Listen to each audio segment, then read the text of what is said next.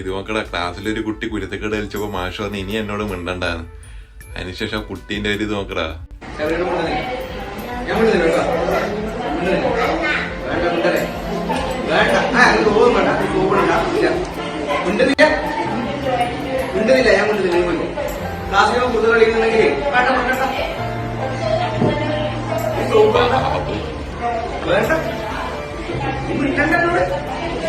നീ കുട്ടി കഴിയുന്നതും മുണ്ടണ്ട, ഞാൻ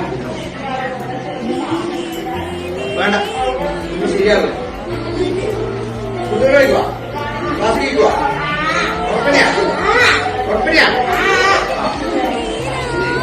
അപ്പൊ എല്ലാരും ബാഗ് കൊടുത്തേ.